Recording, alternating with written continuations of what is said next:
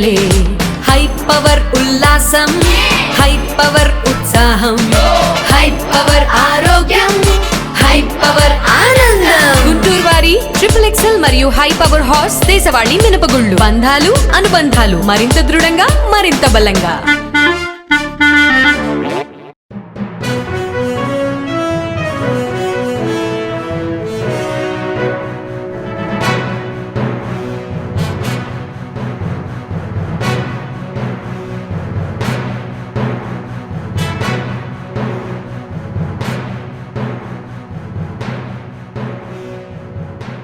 నమస్తే, welcome to next Zee news. ఈనాటి వార్తా విశేషాలు. విశాఖ పర్యటనలో ప్రధాని మోదీ పలు అభివృద్ధి కార్యక్రమాలకి శ్రీకారం చుట్టారు. విశాఖ రైల్వే జోన్కి శంకుస్థాపన చేశారు. అంతేకాకుండా విశాఖ నుంచి వర్చువల్ గా అనేక అభివృద్ధి పనుల్ని ప్రారంభించారు. దాదాపు 2 లక్షల అభివృద్ధి పనుల్ని ప్రధాని మోదీ ప్రారంభించారు. పారిశ్రామిక హబ్, గ్రీన్ హైడ్రోజన్ హబ్ కి శంకుస్థాపన చేశారు. దాదాపు విశాఖలో 3 గంటల పాటు ప్రధాని మోదీ పర్యటన సాగింది. అనంతరం విశాఖ ఎయిర్పోర్ట్ నుంచి ఒడిశాలోని భువనేశ్వర్కి మోడీ వెళ్లారు.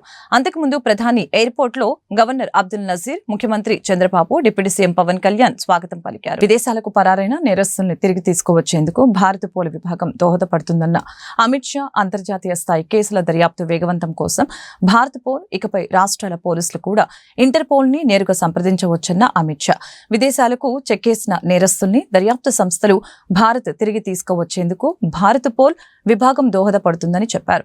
అంతర్జాతీయ స్థాయి కేసుల దర్యాప్తుని వేగవంతం చేసేందుకు భారత పోల్ ని తీసుకువచ్చామని అమిత్ షా తెలిపారు. ఇప్పటి వరకు ఇంటర్పోల్ తో భారత్ తరపున సిబిఐ మాత్రమే సమన్వయం చేసుకునేదని, ఇకపై భారత పోల్ పోర్టల్ ద్వారా దేశానికి చెందిన ప్రతి దర్యాప్తు సంస్థ, అన్ని రాష్ట్రాల పోలీసులు నేరుగా ఇంటర్పోల్ ని సంప్రదించవచ్చని చెప్పారు. ఇందుకు గాను 3 నేర చట్టాలపై రాష్ట్రాలకు శిక్షణ ఇచ్చే బాధ్యతను సిబిఐ తీసుకుంటుందని అమిత్ షా వెల్లడించారు. विदेश में बैठे हुए अपराधी और हमारे देश में अपराध कर विदेश भागे हुए अपराधी को हमारी कानून की नेट के अंदर ला पाए. हमने 3 जो क्रिमिनल जस्टिस सिस्टम की संहिताएं बनाई हैं, इसके अंदर हमने ट्रायल इन एब्सेंसिया का एक नया प्रावधान जोड़ा है. इसके माध्यम से एक न्यायिक प्रक्रिया के बाद इसको सुनिश्चित कर पूरा कर कोर्ट के अधिकृत ऑर्डर के साथ उनकी अनुपस्थिति में वो दुनिया के कोई भी कोने में छिपे हों, कोई भी कोने में बैठे हों, इन पर ट्रायल चलाना बहुत सरल हो जाएगा. और अगर एक बार ये भारत के अंदर सजा प्राप्त करते हैं तो उनको अनेक देशों से भारत में लाने की सरलता भी बढ़ जाएगी.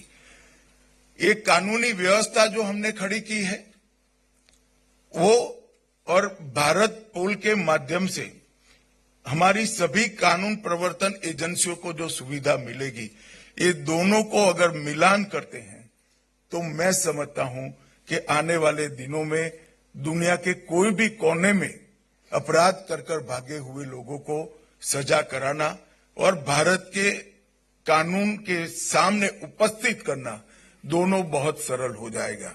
इसके लिए सीबीआई ने भारत पोल की शुरुआत के साथ साथ नीचे तक इसकी ट्रेनिंग की भी जिम्मेदारी लेनी चाहिए.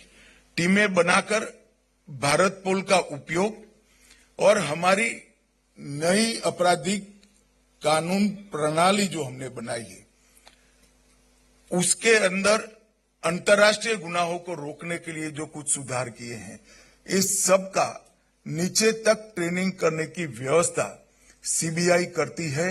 तभी ये हमारी व्यवस्थाएं लॉजिकल एंड तक पहुंच जाएगी.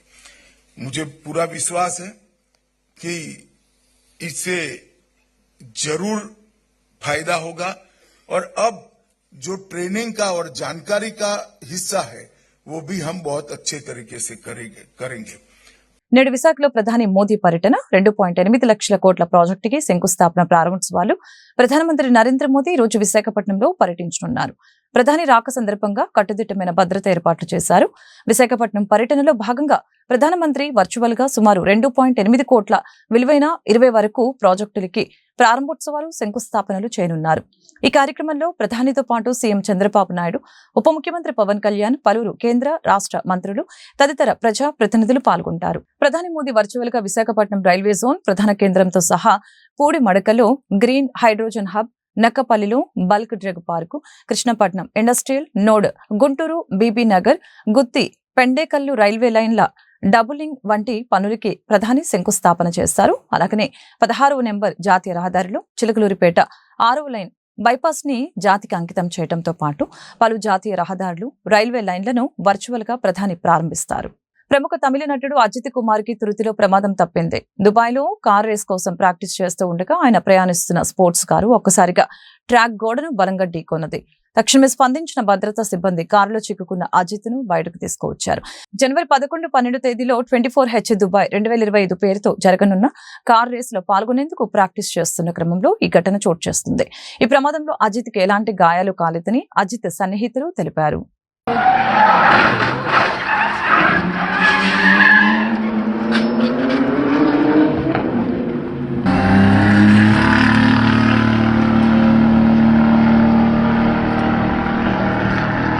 ఏపీ డిజిటల్ టెక్నాలజీపై రాష్ట్ర స్థాయి సదస్సు బుధవారం ఉదయం విశాఖలోని VMRDA చిల్డ్రన్ ఎరీనాలో ప్రారంభించడం జరిగింది.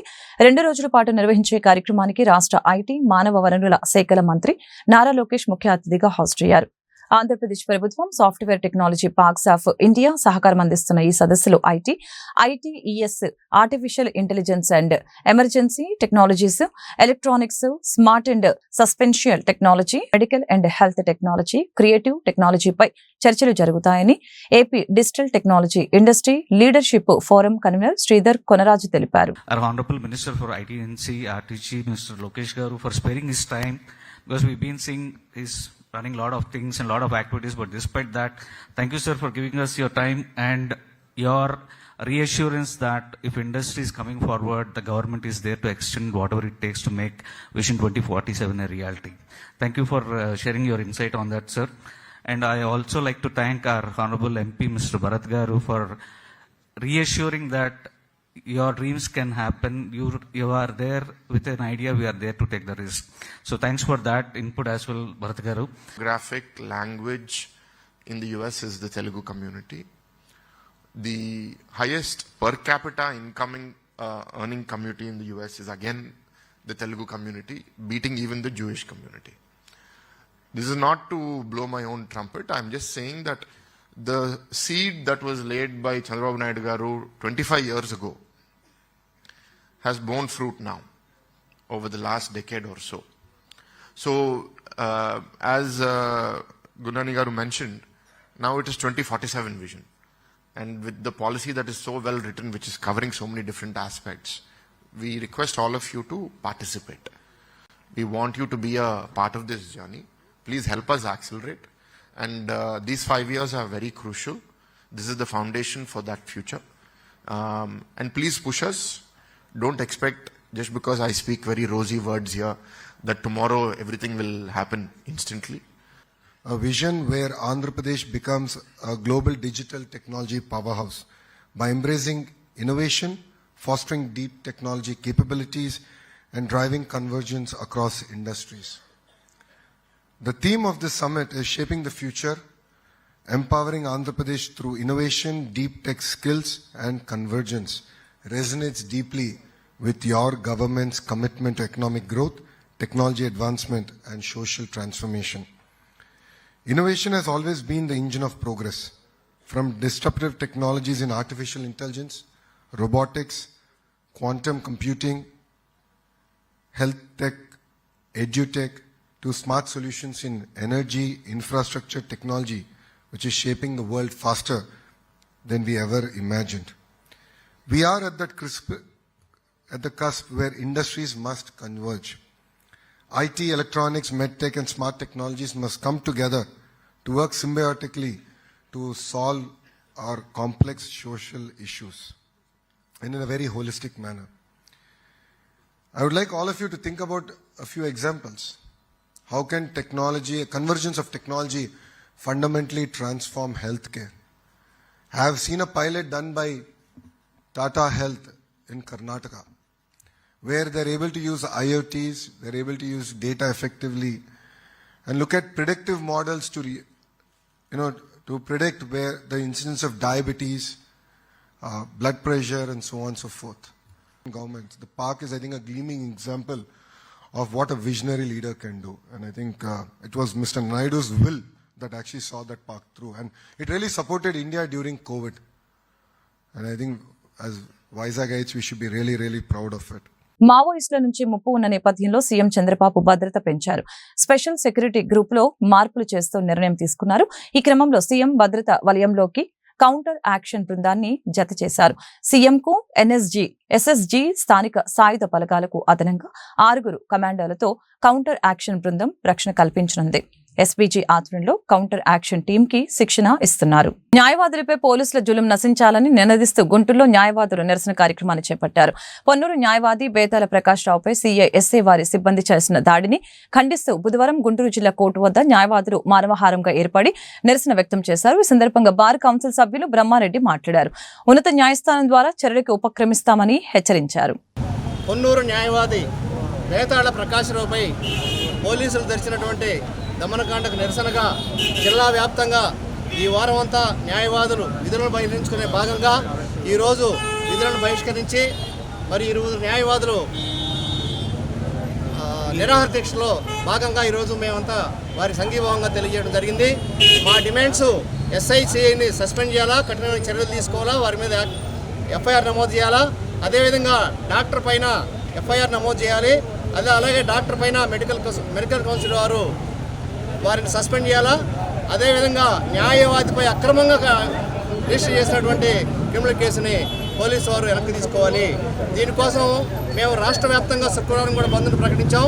ఈలోగా మేము మా అసోసియేషన్ జిల్లా వ్యాప్తంగా ఇచ్చినటువంటి పిలుపు మేరకు మా డిమాండ్ పరిష్కరించకపోతే రాష్ట్ర వ్యాప్తంగా బంద్ జరుగుతుందని, అంతేకాకుండా ఉన్నత న్యాయస్థానాన్ని ఆశ్రయించి పోలీసు వారు చేసినటువంటి ఈ ఎఫ్ఐఆర్ని క్వాష్ చేసే విధంగా మేము ఉన్నత న్యాయస్థానాన్ని ఆశ్రయిస్తాం.